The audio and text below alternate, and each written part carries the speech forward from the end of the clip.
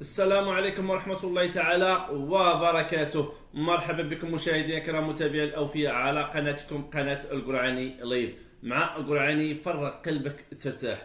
إخواني أخواتي، القلب ديال هاد الأم المكلومة، إخواني أخواتي، هاد الأم اللي أولادها مسخيط الوالدين كيف ما كنقولوا أيها الإخوة والأخوات، اللي رماو الام ديالهم من بعد ما الربيب ديالها، يعني بغاو حقهم. الربيب راه كيبقاو غير الربيب، يعني ماشي الربيب هما الولاد.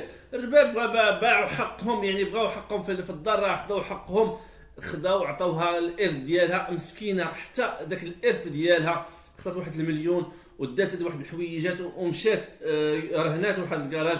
الناس داو ليها الكراج بحوايج وبكل شيء، اللي حقروها لانها بوحدها رغم ان عندها الوليدات.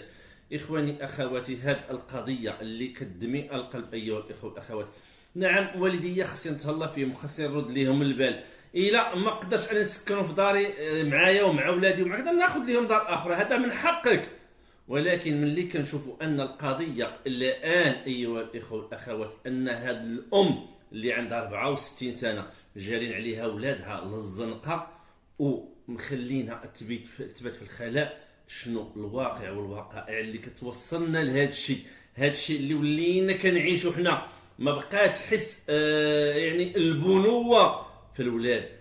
كنا كنقولوا هذا الجيل الجديد هو اللي فيه هذه القضيه، وهذا الجيل الجديد هو اللي ما بقاش كيدير يراعي الوالدين وما بقاش كيراعي العائله ديالو. ولكن كنشوفوا حتى الجيل القديم ولا عنده نفس المشكل. حنا ما عرفناش شنو الاسباب والمسببات، ربما حتى هي كانت خلات والديها يمكن في السابق، رغم انها امراه مغلوبه عن امرها. المراه كتبقى غامره ملي كتزوج بالراجل، الراجل اللي كيتحكم والراجل اللي كيسير.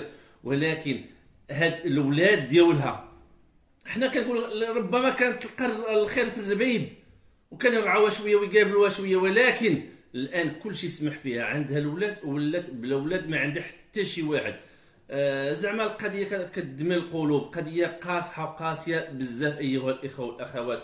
لهذا غادي نتكلموا على الموضوع ديال الوالدين. حنوا في والديكم. وحتى واحد النقطه مهمه، ديك المحنه الزايده ديال الوالدين على اولادهم، نحن فيهم، نرعاهم، يعني نلبي لهم المتطلبات ديالهم على قدر المستطاع، فوق استطاعتك لا تلام.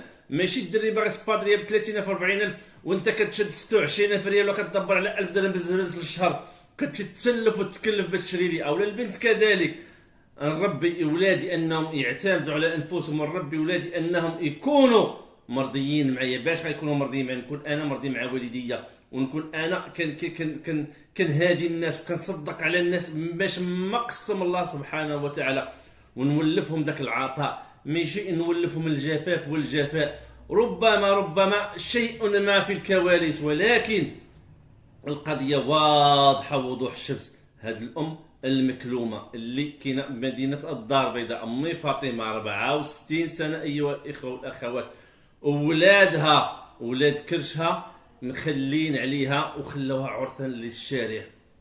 اسباب والمسببات مهما كانت خيوبيه هذه الام، ومهما كانت سبوعيتها، ومهما كانت يعني النقاشات اللي معها، خاص ان ما عندها السكن. لو كان عندها السكن يعني انت ما قدرتيش تستقبلها في دارك، ربما المراه ما بغاش، ربما كيكون عندها سكن خاص، او لا خذ ليها كري ليها سكن خاص، او لا شي حاجه من هذا القبيل. هي راه لا دعاتهم، راه بز منهم بداك الشيء اللي قسم الله ينفقوا على الام ديالهم، لان امهم مهما كان الامر ايها الاخوه والاخوات. لا حول ولا قوه الا بالله العلي العظيم. ولينا كنشوفوا هاد القضايا اللي كثروا فيها مساخط الوالدين. كنشوفوا ان الام اللي ما كتولدش العام الاول كاين غير الشهور الاولى ما كتولدش، خاصه في قديم الزمان. الشهر الاول الثاني الثالث ما حاملاش ميمتي كتبدا تولد واحد جوج ثلاثه اربعه، دابا يكبروا يكافوا ليا حتى كيكبروا ويكفوها. هاد القضايا اللي خاصها تناقش واللي خاصنا نتكلموا عليها بشكل يعني مطول، ونعرفوا ان الله سبحانه وتعالى دير الجنه تحت اقدام الامهات. راه كل واحد والاستطاعه ديالو، حنا ما كنقولوش ديروا اللي ما تقدروش عليه، ولكن داكشي اللي كتستطيعوا عليه وداكشي اللي كتقدروا عليه ممكن ديروه. لا حول ولا قوة إلا بالله العلي العظيم. لا حول ولا قوة إلا بالله العلي العظيم. ما الكلمات والكلام ما بقاش واضح عندنا، ما بقيناش عرفنا اشنو نقولوا، ما بقيناش نعرفوا التفاصيل ديالو. ولكن الله سبحانه وتعالى القادر على كل شيء، والله سبحانه وتعالى هو العالم بخبايا الامور، اشنو واقع ما بين هذا الام وهذا الابناء ديالها. لكن لا مبرر لاي شيء، لاي شيء. الام خصك تبقى ترعاها، خاصك تبقى معها الى ان يتوفى الله سبحانه وتعالى قد ما قدرتي، وبداك الشيء اللي قسم الله سبحانه وتعالى. اشنو غدير لك هذه الام مثلا الى جبتيها وليتي كتعطيها واحد الميكله وشريبه ديالها؟ نعم كاين بعض الامهات الله يهديهم كيكونوا قاصحات وكيكونوا مجهدات وكيجبدوا الصداع، كاينين ماشي ما كاينينش. كاينين الام اللي تدخل للدار تشعل لك العافيه وفي الاخر تقول لك انا راني ما درت والو وليدي، انا راه ما قلت والو، انا راه ما درت والو، انا ما وقع والو. كاينين، ولكن كنتحملوا وكنصبروا من اجل الامهات ديالنا، لان الامهات ديالنا هما باب الجنه المفتوح. لا حول ولا قوه الا بالله العلي العظيم. زعما نظريا كنشوفوا ان الاجانب كيشدوا والديهم كيدوا من الخيريات، كنقولوا لا حنا راه ولادنا فيهم الاسلام وحنا راه فيهم الدين وحنا فيهم كذا، ولا بد واحد الزريع ما تكون زينه وحسنه في هذا الناتج اللي كيكون مسخوط الوالدين. ولكن ملي كتشوف عندها وليدات ماشي واحد ماشي جوج ماشي ثلاثه وفي الاخر رموها للزنقه، رموها للشارع، هنا كتقول لا حول ولا قوه الا بالله العلي العظيم. عوضك على الله سبحانه وتعالى في الحياه والتمادى وفي العذاب اللي دوزتي.